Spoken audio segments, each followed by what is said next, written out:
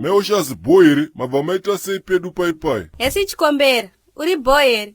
Bo zvekuti ko mukagosuwa hwagwana kweisusu kana tichinge tasvika paposition kamunofanira kutofara singaite maiziya because ipapa pamuri kutotaura nemamiliyonera maiziya. Hede nhamo, iwewe manje chikombera kuita miliyonera. Uri miliyonera wekupi iwewe? Tibvirwe. Ndo pamunonetsera ipapo munodhipisa plus munogaira futika. Munodaka munhu anosvika achipaka chitesla panapa chemari yependi maiziya. Mobva mati haiwa mpinga yasvika. Inini madha ndiri mpinga zvekudaroka. Mamiriyoni angu inini akajegera mumhepoka ende ari mumaideas mumaiziya. Saka kungowana investor cheta hamunoona kamuputikiro kandinoita ini faster so.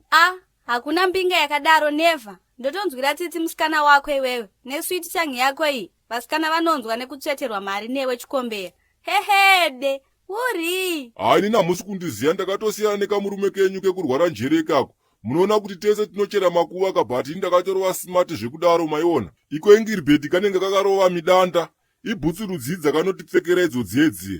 Naiwe, ndozvavanenge vachiona zvichivaitira ka. Iye akati unofanira kukombeya zvinhu ndiani. Kana uchichena stereki uchipfeka maoriginal ako, haikona kubva washora zvinopfekwa nevamwe. Aiwa, zvakangofanana izvi, kungoti cheta muzvioneka nekuti makadyiswa makwenzi tiko kwamutokoko. Saka unotoshaya hopo chiti murume wangu, kabombo klati kako kamurume kako kasamutoko kataipi kekamurume kakanyorwa pamatoireti. Yezo, wakuti kakongo klati nhasi manje, inga unoti ndisawira wako wani. Kubasa kwamunochera makuva ikoko sandiyera kakutsvagira baba ushomole wauri kushora panapa. Ukwane iwewe wanzwa ka? Akanditsvagira hake asi haasiri anonditambirisa. Harare ndeyedu yaisiyana ingiribhetika.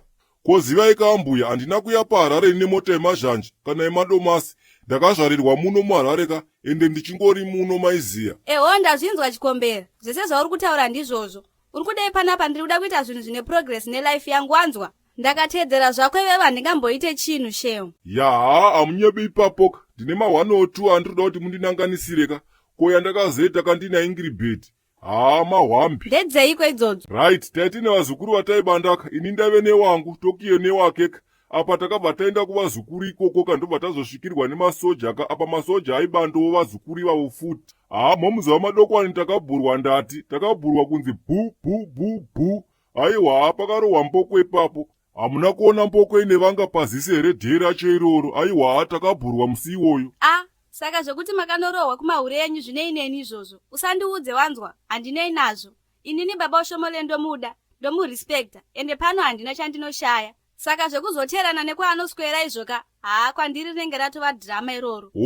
Saka hamuna skiri nazvo zvekuti anobanda vazukuru kusaidhuku. Apa ari kunzi ane mumwe muzukuru ane 7 zvimukuyu. Mune zvivindi. I don't care shamwari. Kwenini ndini mutsvene here naiwe. Nditoriwo nedzanguwo hangu dzandakatodiwa naiye baba ushomole achidziziva. Saka who am I to cast the first stone? Kubva zvakanaka ndomaitirane tachizeziru chacho ka. Ko inzwai kamai Oshas. Ndine kapisi jobho kakandinako mangwana kutona zuku. Saka ndachida kuti mundisotoka ka 5 dhombi. Madhiri acho chete akangonangana ndodzoka nchingokuti ntoka 5 dhombi kenyu kamaiziya. Inini handina marini. Rega ndikubvunzire baba ushomole pamwe anayo. Mati baba ushomole varipo? Arimo mubedroom. Ari kupolisha bhutsu dzake ndedzaushomole. Daddy, uyai. Muro chikombera, wadoka chere. Wakabva todini pai? Chikombera warembe, wadharikeni wakakora munhu. Aya mahwanaya.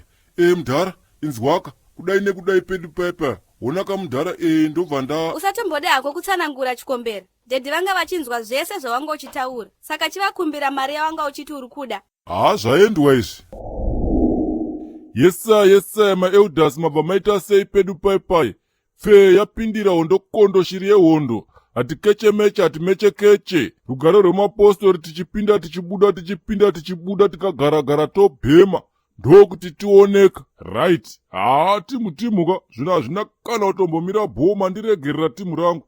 Ndikutongochemawo nesapoto yenyu ka zvinhu zviri pasi vatungamiriri. Honeka pedu pai makanoshare mavhidhiyosi ka paFacebook timu rangu. Makanoona kama advert musingajambe ndokuti zvinhu zvacho ka zviende mberi maiziya. Because mukashare ka ndokuti mavhidhiyosi edu kaite maviews akawanda pedu pai timu rangu.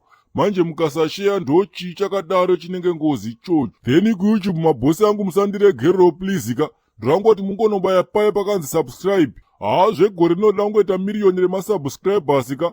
Ndokuti ndioneka.